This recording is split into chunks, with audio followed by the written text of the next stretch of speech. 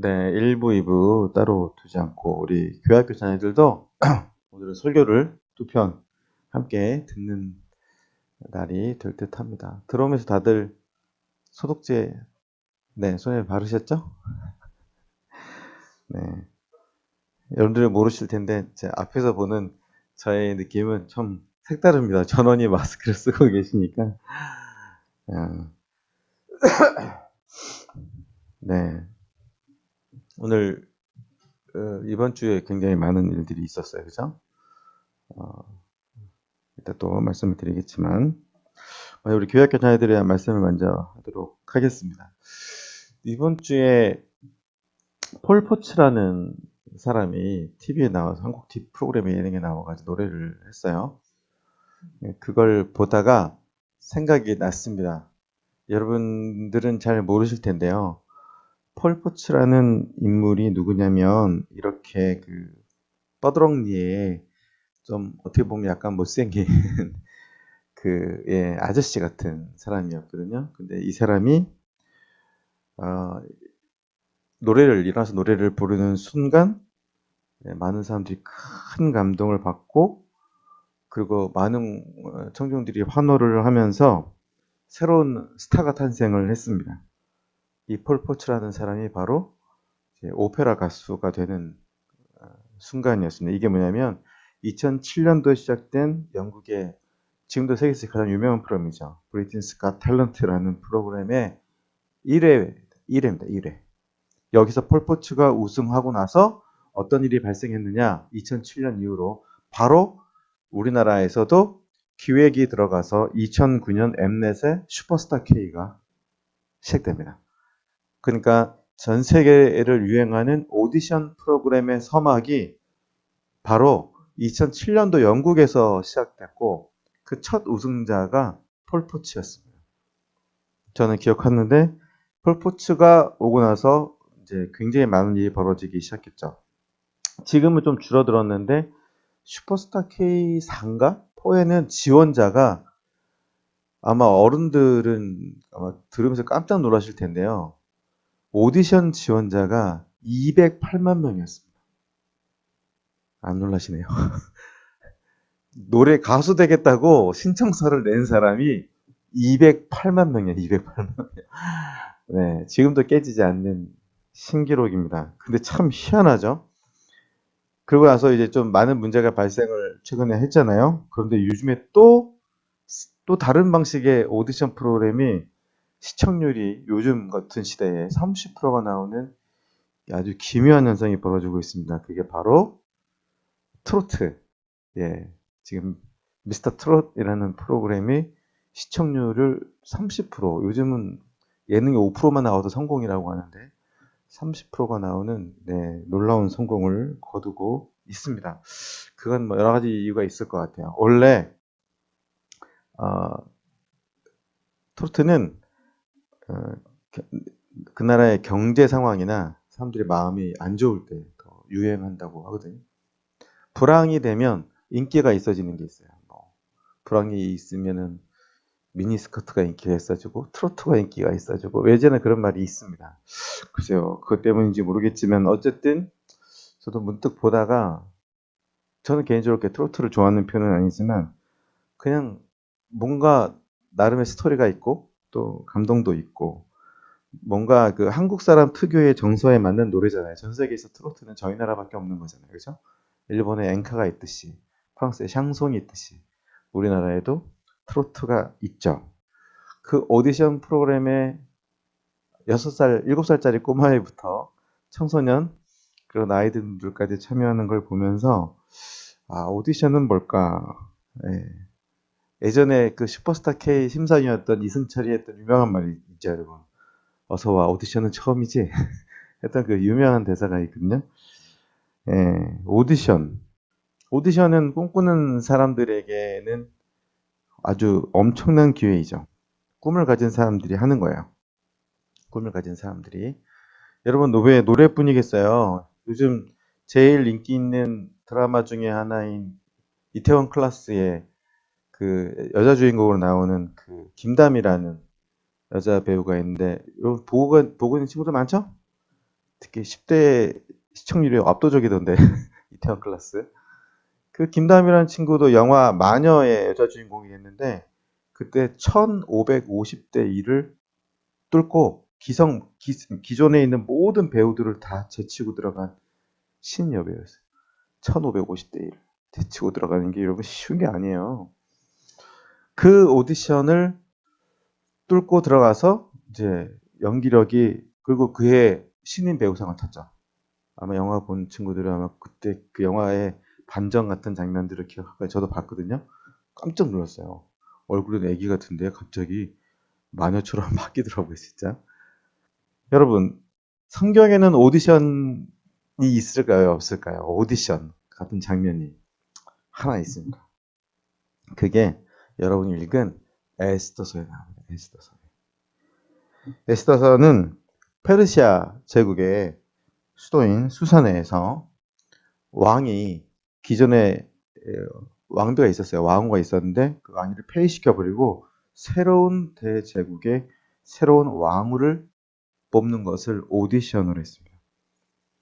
여러분 원래 왕의 부인이 되려면 어떻게 해야 돼요? 보통은 귀족의 딸, 그렇잖아요. 그 지역의 제후의 딸들, 이런 딸들, 그죠? 아니면 옆 나라의 공주, 원래 이렇게 해야 되잖아요. 그런데 그렇게 하지 않고 그 제국 안에 있는 모든 여성들을 대상으로 했어요. 그 무수한 어마어마한 참가자들 앞에서 왕의 기준에 맞는 마음에 드는 단 한 사람을 뽑겠다. 그 왕 앞에서 네, 결국 별처럼 아름답게 빛난 이 아름다운 여자 주인공의 이름이 바로 에스더입니다. 에스더.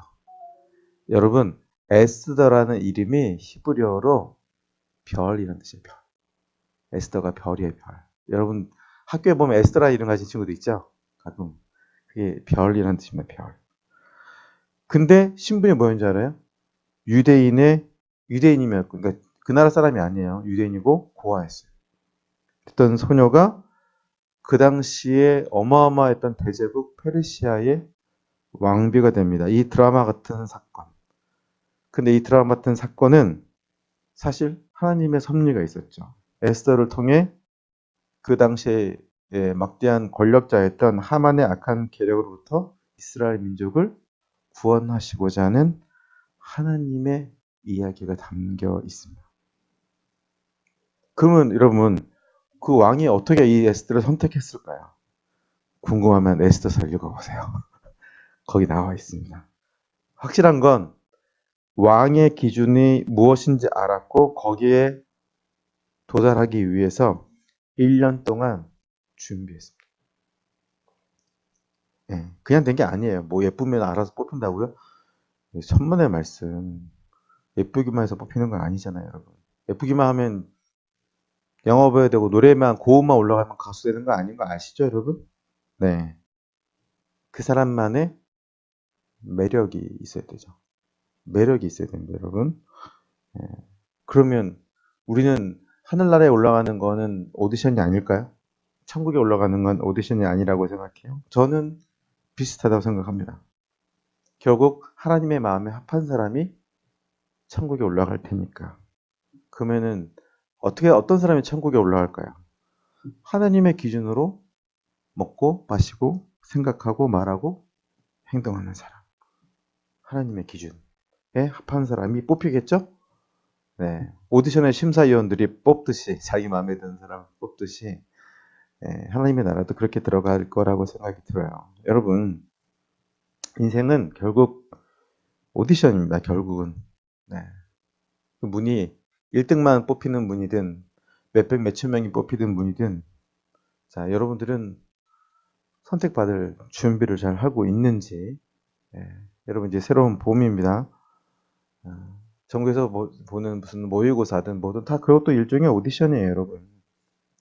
어떻게 나는 준비하고 있는지, 어떻게 나는 뽑힐 수 있는지, 우리 그걸 고민하면서 살아가는 사람이 제일 성실하게 그리고 지혜롭게 살아가는 사람입니다.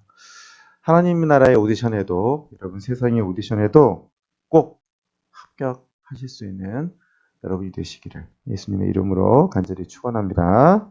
함께 기도하겠습니다. 하나님 아버지, 우리 사랑하는 교회 자녀들, 이 세상이라는 무대에서 이들이 정말 훌륭하게 아름답게 선택되어지고 뽑혀지는 아름다운 열매를, 그 결과를 저희들 함께 한 마음으로 기대하며 또한 기도하고 있습니다. 우리 자녀들에게 지혜와 명철을 주시고 자기에게 주어진 달란트와 저희들의 매력을 잘 가꾸어서 이 세상에서도, 그리고 하나님 나라에서도 귀하게 쓰임받는 하나님의 일꾼들, 그리고 선택된 하나님의 자녀들 다 될 수 있도록 인도하여 주옵소서. 우리 구주 예수님의 이름으로 기도드립니다. 아멘. 자, 오늘 저희가 마가복음 4장 35절부터 41절까지 말씀, 지난주에 이어서 딱 붙여서 하는 말씀인데요. 마침 지난 한 주간 저희를 둘러싼 모든 환경과 오늘 이 말씀이 딱 맞아 떨어집니다. 그래서 설교를 굉장히 기쁜 마음으로 준비를 했습니다. 오늘 홍제동 분위기가 아마 굉장히 좀 썰렁했을 것 같아요. 우리 친구들도 들었을 테고 여러분들도 아시겠지만 여기 종로구 그 서대문구가 이제 환자가 발생을 했죠. 네, 이 은평 그 성모병원, 굉장히 큰 병원이죠. 거기서 나온 환자 중에 한 명이 여기 홍제 1동에 살고 있고, 구체적으로는 남양 아파트에 살고 있고 홍광교회를 다니는 청년이라는 얘기까지 나왔어요. 그리고 오늘 예배 참석하지 못한 우리 박미혁 성도님의 병원에도 확진자가 다녀갔고 건물이 소독되고 막 그러면서 거기는 모든 사람들이 외부로 출입하지 말아달라는 요청을 받고 오늘 예배를 못 나오시는 상황이에요. 그러니까 지금 굉장히 놀라운 일이 벌어지고 있죠. 제가 금요일날 무슨 커피를 한 잔 먹으려고 어느 곳에 갔는데 그 넓은 커피숍에 손님이 한 명이더라고요. 처음 봤어요. 그런 걸 처음 봐가지고 굉장히 어려운 시기를 우리가 지나가고 있구나라는 생각을 하게 됩니다. 자, 오늘 설교 제목이 여러분 기적을 믿습니다라는 제목인데, 여러분 예수님의 이적에는 세 가지 종류가 있어요. 여러분 첫째가 뭐냐면 치료의 이적입니다. 병을 고쳐주시는 것을 말합니다. 여러분 병이 낫는 모든 일이 이적이라고 볼 수는 없죠. 우리가 병원에 가서 치료를 받고 약을 먹어서 병이 낫는 것은 어떻게 보면 자연스러운 일입니다. 몸은 스스로를 고칠 수 있는 능력이 있기 때문이거든요. 여러분 손가락을 칼에 베어보세요. 처음에 피가 흐르지만 조금 지나면 피가 멎죠. 왜요? 몸이 더 이상의 피를 흘리지 않게 막는 세포가 있기 때문에 그렇습니다. 그러면 예수님께서 병자를 고치신 것이 어떻게 기적이 성립되느냐?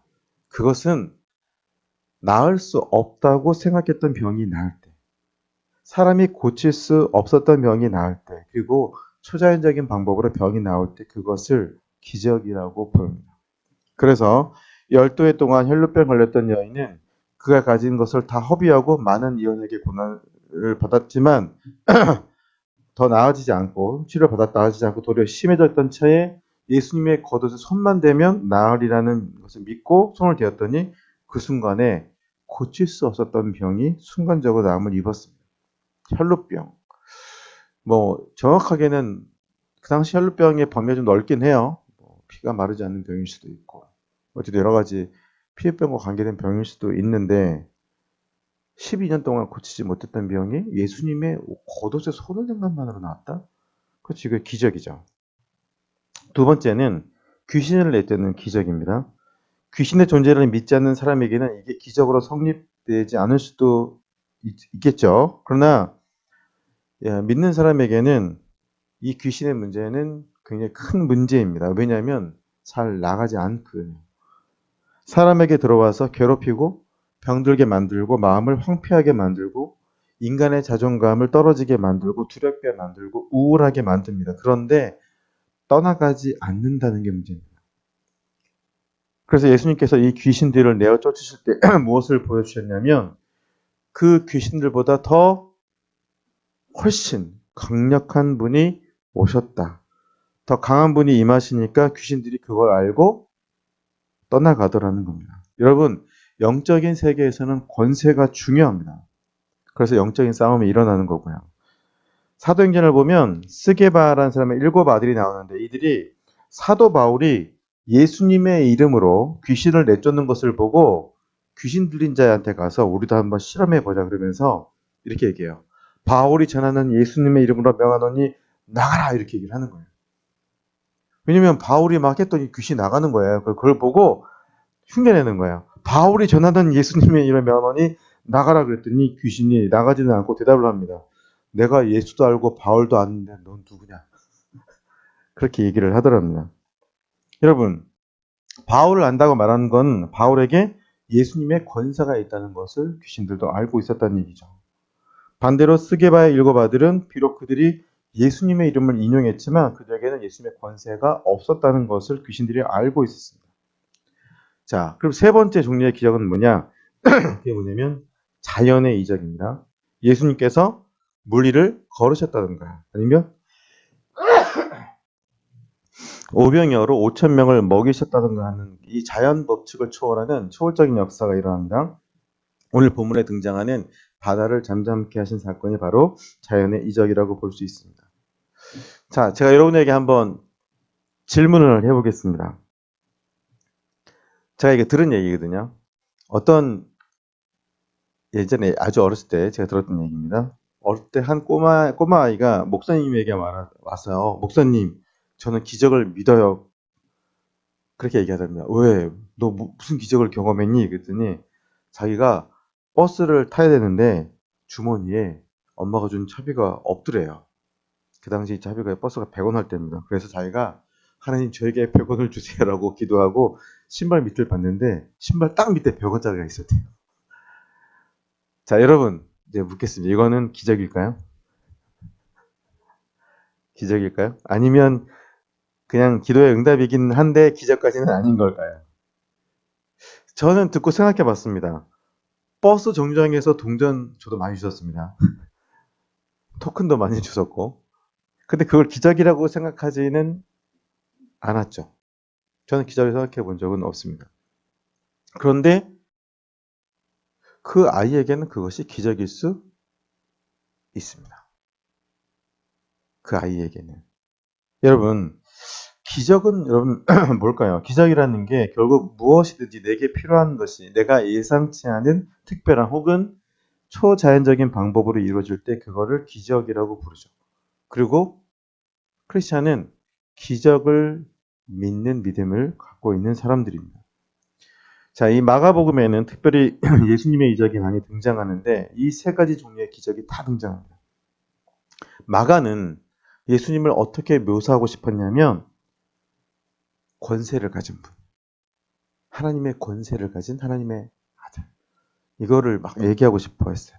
병보다도 강하고 마귀의 권세보다도 강하고 자연보다도 강한 권세를 가진 예수님을 묘사하고자 했죠.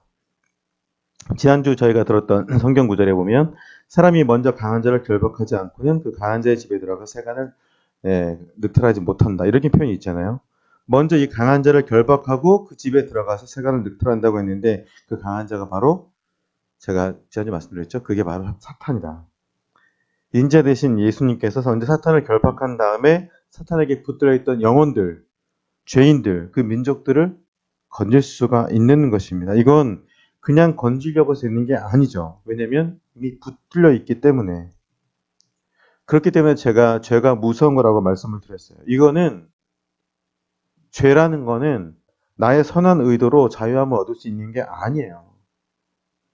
빚을 지은 사람이 빚쟁이에게 붙들려 있는 것처럼 심리적으로 위축되어 있고 전화만 하면 쩔쩔매고 그를 막 피하려고 애쓰고 그의 처분을 막 기다리면서 두려워하는 것처럼 죄인도 마귀에게 쩔쩔맵니다.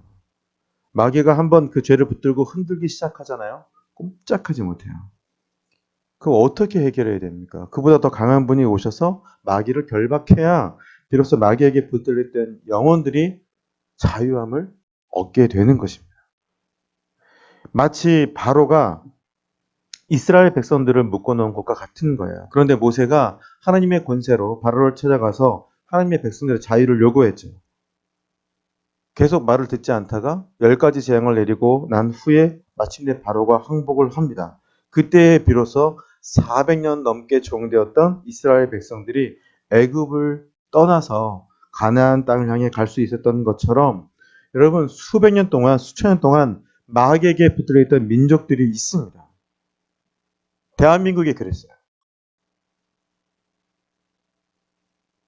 지난 4천 몇백 년 동안 이 나라가 그렇게 살았습니다. 한 번도 잘 살아본 적이 없어요. 계속 가난했고 계속 불행했습니다. 외침을 얼마나 많이 받았는지 셀 수가 없어요. 셀 수가.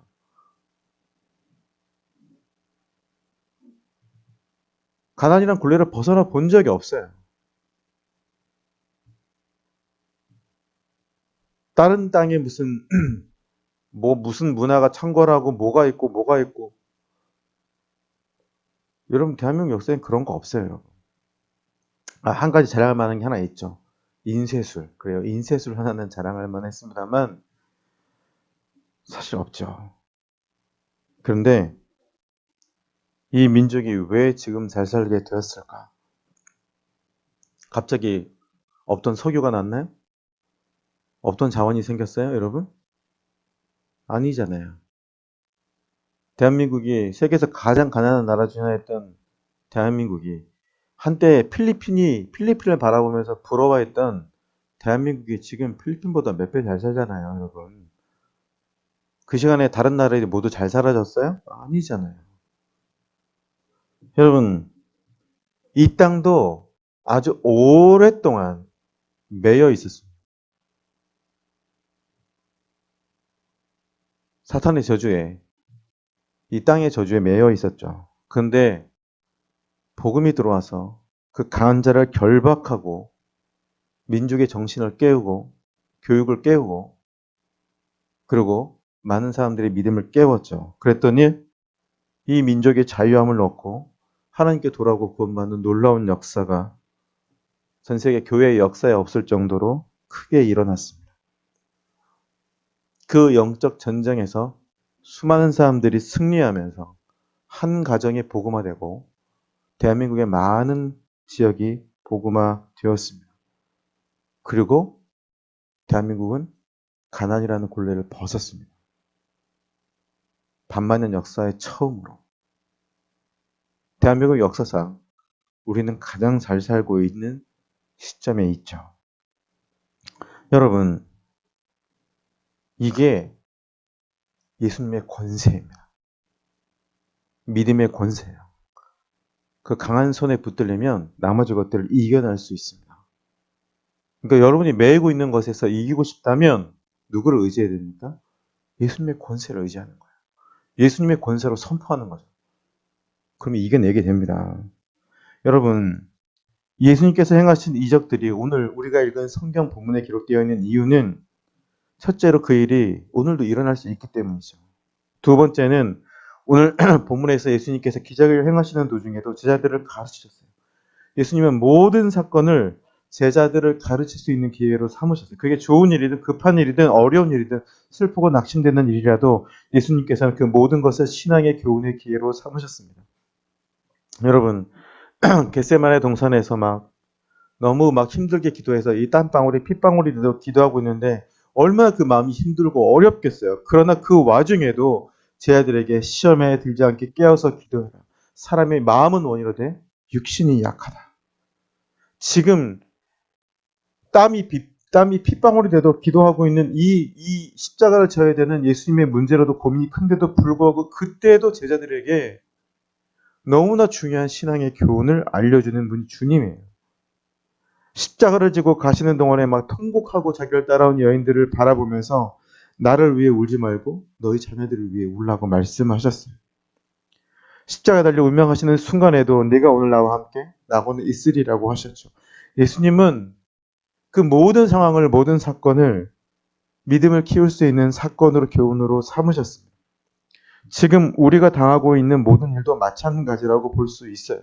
여러분 어려움을 당할 때 우리의 믿음을, 나의 믿음을 어떻게 키우시는지 그 주님의 의도를 우리는 볼 수 있어야 됩니다. 여러분, 그러면 우리의 신앙을 키우기 위해서 하나님이 그 시련을 임의로 우리에게 주신다는 말일까요? 그건 아닙니다. 오늘 본문에서 풍랑은 예수님이 일으키신 게 아니에요. 그냥 바람에 의해서 파도가 높게 친 상황이 벌어지는 거죠. 그런데 이 일이 생겼을 때 그 가운데 주님이 우리와 함께 하셔서 그것마저도 우리에게 영적으로 유익한 일이 되게 해 주신다는 겁니다. 본문의 기적을 보면 제자들이 예수님을 깨우죠. 예수님도 인간이시니까 피곤해요. 예. 먹지 않으면 시장하고 목마르고 사람들이 섭섭한 말을 하면 상처받고 힘들어 하셨죠. 근데 여기서 주님께서 두 가지를 하셨습니다. 첫째는 꾸짖는 일을 하셨고 또 하나는 명령을 했습니다. 오늘 본문을 볼까요, 여러분? 39절입니다. 예수께서 깨어 바람을 꾸짖으시고 며 바다더러 이르시되 잠잠하라 고요하라 하시니 바람이 그치고 아주 잔잔하여지더라. 여러분, 이 두 가지를 기억하셔야 됩니다. 바람을 꾸짖고 그리고 바다에게 명하셨죠. 여러분, 우리 자녀에게 세상의 시험이 바람처럼 몰아온다고 한번 여러분 가정해 볼까요? 그때 무엇을 꾸짖어야 하느냐면 여러분의 자녀를 꾸짖지 말고 그 바람을 꾸짖어야 합니다. 여러분, 바다는 바람이 부니까 그렇게 되는 거죠. 바람이 원인 제공자이기 때문에 바람을 꾸짖고 그 다음에 뭐예요? 바다에게는 명령이죠. 여러분, 예수님의 권세를 사용하는 방법을 제가 여러분에게 말씀을 드리는 거예요. 여러분, 시험이 바람처럼 몰려올 때 지금 어떤 일이 생기는가를 잘 생각을 해보세요. 평소에 아무 문제 없던 분이, 평소에 온순하던 분이 어느 순간에 갑자기 하지 않던 일을 하고 갑자기 판단력을 잃어버리고 갑자기 뭐에 꽂혀서 뭔가에 매여서 쩔쩔매고 있다면 그 배후에 뭔가 적대적인 존재가 그의 삶을 가로막고 있다는 것을 깨달아야 됩니다. 여러분, 우리가 선한 일을 하려고 할 때, 예수님을 섬기려고 할 때, 복음을 전하려고 할 때, 중대한 결정을 내릴 때 그 일이 이루어지는 것을 원치 않는 존재가 있고 그것을 막으려고 하는 자가 있고 눈으로는 볼 수 없지만 광풍처럼 무서움을 자아내는 힘과 권세로 다가오는 순간이 있습니다. 그때 그것을 두려워하고 있으면 배와 함께 가라앉게 되는 겁니다. 건너편으로 건너가야 되는 그 사람이 건너가지 못하고 물에 빠져 죽어가는 거예요. 여러분, 많은 그리스도인들이 영적으로 깨어서 지금 일어나고 있는 일들을 영적으로 파악하지 못하면 건너편으로 건너가서 큰일을 해야 되는 사람이 그 일을 이루지 못하고 도중에 실족하고 멸망해 버린 경우가 있습니다. 여러분, 마귀가 우리를 괴롭힐 때 그걸 하나의 게임처럼 하는 게 아니에요. 마귀도 자기 생사를 걸고 하는 겁니다. 그러니까 여러분, 우리는 작은 일에 목숨을 걸어서는 안 되지만 중요한 일, 믿음이라 하는 일에 있어서는 내가 멸망하기를 바라는 악한 존재가 있다는 것을 늘 생각하셔야 됩니다. 그래서 우리 주변에 있는 나와 동행하는 사람들이 원인 제공자가 아니에요. 그들을 조정하는 누군가가 있다는 겁니다. 그들의 마음을 순간 악하게 하거나 그들의 마음에 쓴뿌리를 심거나 그래서 여러분을 괴롭히는 거예요.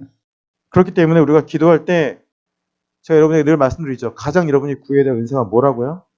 분별의 은사를 사모하셔야 돼요.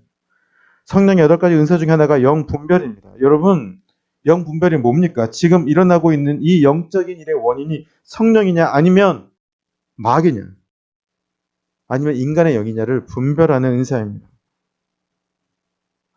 성령이 주도하시는 일은 예수님의 이름이 높임을 받고 성도들에게 그게 평강과 은혜가 되지만 여러분, 마귀가 주도하면 결국은 사람을 넘어뜨리게 하고 실족하게 만들고 인생이 무너지게 만드는 겁니다. 그리고 믿음을 떠나가게 만드는 거죠. 그리고 인간의 영이 주도하게 되면 인위적인 결과가 일어나게 되고 막 거품이 많아지고 막 오버액션을 하게 되죠. 이거를 분별하지 못하면 성령으로 하는 것 같은데 인간의 영으로 하게 되는 역사가 나타납니다. 그게 육신인 거죠. 여러분, 우리가 주님을 섬기는 과정에서 늘 성령의 인도하심을 받아야 되는 이유가 거기에 있습니다. 그러니까 영적인 분별의 은사를 사모하셔야 됩니다. 여러분, 어떻게 보면 이 시대는 믿음을 논할 때 환경을 변화시킬 수 있는 믿음보다는 나를 변화시킬 수 있는 믿음을 강조하죠. 맞는 얘기입니다. 제일 변화하기 어려운 게 나니까. 나를 변화시키는 이 사람이 사실은 성공하고 또 위대한 사람이 되죠. 그래서 자신의 성질을 다스릴 수 있는 사람을 성을 빼앗는 자보다 위대하다는 말이 있지 않습니까? 그러나 그게 틀린 말이 아니지만 그럼에도 불구하고 여러분 2020년 2월 마지막 주를 보내는 저희에게는 또 한 가지의 믿음이 필요합니다. 그게 뭐냐면 환경을 변화시킬 수 있는 믿음도 필요합니다. 오늘 본문의 사건에서 제자들 자신을 아무리 변화시켜도 환경이 안 바뀌면 결국 물에 빠져 죽게 됩니다. 지금 이 시점에서 이들에게 필요한 믿음이 뭡니까? 갑자기 나를 돌아보고 나를 성찰하는 믿음입니까? 아니면 이들의 환경을 변화시킬 수 있는 믿음이 필요합니까? 믿음은 한 가지가 아니잖아요. 그리고 두려워하는 사람은 이런 믿음을 행할 수가 없습니다. 오늘 본문 40절을 볼까요? 이에 제자들에게 이르시되 어찌하여 이렇게 무서워하느냐? 너희가 어찌 믿음이 없느냐? 여러분, 마태복음은 예수님께서 바람과 바다를 잠잠케 하시기 전에 제자들에게 이 말씀을 먼저 하셨다고 얘기하고, 마가복음의 순서가 바뀌어서 바다를 잠잠케 하신 다음에 제자들에게 이 말씀을 하신 것으로 기억되어 있습니다. 이게 역사적으로 어느 것이 옳은지 알 수 없지만 마태와 마가는 강조하는 것이 분명히 다릅니다. 마태는 예수님의 말씀에, 그래서 항상 말씀을 행하고 그 다음에 기적이 따라오는 순서로 되어 있고, 마가는 예수님의 권세에, 예수님의 행함에 관심이 있었어요. 마태복음은 예수님에 대한 본격적인 기록이 산상수훈에서부터 시작됩니다. 설교부터 시작돼요. 그런데 마가복음은 예수님께서 병자를 고치시고 귀신을 내쫓는 일부터 시작됩니다. 예수님의 권세와 예수님의 능력에 더 초점을 맞추고 있습니다. 제자들에게 하신 말씀이 뭡니까? 어찌하여 이렇게 무서워하느냐? 너희가 어찌 믿음이 없느냐? 믿음이 없으니까 두려워하는 겁니다. 여러분, 사랑의 반대말이 미움입니까? 아니죠. 무관심이잖아요. 믿음의 반대말은 여러분 의심이라고 생각하시죠? 아닙니다. 두려움입니다. 성경적으로 보면 믿음의 반대말은 두려움에 가까워요. 왜냐하면 두려워하는 사람에게 믿음이 없거든요. 많은 대부분의 사람들이 믿음으로 말미암아 무엇을 하지 않고 두려움으로 말미암아 합니다. 이걸 하면 어떡하지? 이거 당장 여러분들 고민이 많잖아요. 두려운 게 많잖아요. 우리 아이가 학교에 가서 잘 따라하지 못하면 어떡하지? 어디를 보내야겠다. 그건 믿음을 하는 게 아니죠. 우리나라의 교육 환경이 어떠니까 이렇게 하자. 이것도 믿음을 하는 게 아니에요. 두려움을 행하는 겁니다. 많은 사람들이 그렇게 합니다. 우리나라는 전쟁이 날 것 같다. 이민을 가야지. 여러분, 그래서 필리핀으로 이민 가고 미국으로 이민 가고 갔던 사람들 지금 뭐 하고 있죠? 한국으로 다시 돌아오고 있잖아요. 그거 알고 계십니까, 여러분? 벌써 필리핀으로 갔던 인구의 3분의 1이 돌아왔습니다. 벌써. 더 돌아오고 있죠. 여러분, 아브라함에게 본토 친척 아비집을 떠나 내가 너에게 인도할 땅으로 가라고 한 것은 여러분 뭡니까? 믿음으로 간 겁니까? 두려움으로 간 겁니까? 믿음으로 간 거잖아요. 여러분, 어제 무슨 트래블러라는 프로그램을 살짝 보니까 아르헨티나가 배경이던데, 여러분 이 아르헨티나가 20년 전쯤에 외환 위기가 왔었을 때 여러분 진짜 국민들이 은행에 있는 모든 돈을 빼기 시작했습니다. 그래서 그 덕분에 아르헨티나의 페소가 엄청나게 급락을 하고 엄청난 어려움을 겪게 됩니다. 실제로 다가왔던 어려움보다 국민이 겪었던 공포와 두려움이 큰 바람에 아르헨티나의 재정이 엉망진창이 되어버렸죠. 그리고 IMF 구제금융을 그 이후 2번이나 만났습니다. 지금도 다 회복이 안 됐어요. 두려움이라는 게 여러분 사람의 판단력을 잃어버리게 만듭니다. 그러니까 여러분 우리가 중요한 일을 결정할 때 이게 믿음으로 말미암는 것인지 아니면 우려하는 마음, 근심, 미래에 대한 두려움, 나의 연약함에 대한 두려움으로 말미암는 것인지를 분명히 여러분 판단하셔야 됩니다. 제가 이 말씀을 왜 드리겠습니까? 두려움으로 말미암아 하는 것은 하나님이 밀어주지 않아요.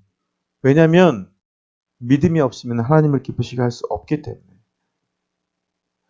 제가 교인들에게 여러분들의 믿음을 가르치지만 구체적인 상황에서 믿음을 요구할 수는 없습니다. 왜냐하면 그 사람이 이미 결정을 하기 때문에. 그런데 예수님은 그 상황에서 믿음을 요구하십니다. 너희가 어찌하여 이렇게 무서워하느냐? 너희가 어찌하여 이렇게 믿음이 없느냐? 그럴 때는 저희가 더 무서워했습니다. 저희가 심히 두려워하면서 바람과 바다도 어떻게 저렇게 순종할 수 있는가? 그런데 여러분 보세요. 여기서 두 번째 두려움은 또 다른 유익한 두려움이죠. 이것은 사람으로 하여금 정신을 차리고 회개하게 하는 두려움입니다. 내가 정신 차려야겠구나. 하나님이 정말 계시는구나. 내가 하나님을 경외하는 것도 또 하나의 두려움의 모습입니다. 그런데 이 두려움은 인간적인 두려움과 다르죠. 인간적인 두려움은 믿음에서 떠나가게 만들지만 하나님을 두려워하는 두려움은 죄에서 벗어나 정신을 차리게 만드니까.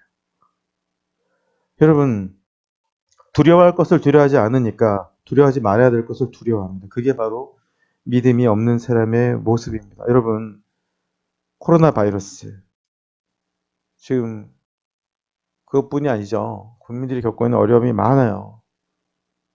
여러 가지 상황들이 좋지 않습니다. 그런데 여러분, 우리는 이 시점을 지나면서 주님은 오늘 우리와 함께 이 땅의 교회들과 함께하는 주님은 어떤 권세로 우리와 함께 하실까? 이 일은 결국 뒤돌아서서 우리에게 어떤 의미가 될 수 있을 것인가? 여러분 분명히 생각해 보셔야 됩니다. 그러나 확실한 건 예수님의 권세는 환경을 바꾸는 능력이 있는 줄로 믿습니다. 그리고 그 두려움을 이겨내는 믿음, 여러분 이 말씀을 들으시고 여러분 신뢰하시고 여러분 예수 그리스도의 이름으로 선포하는 그곳에 평강의 은혜가 임할 줄로 믿습니다. 함께 기도하겠습니다.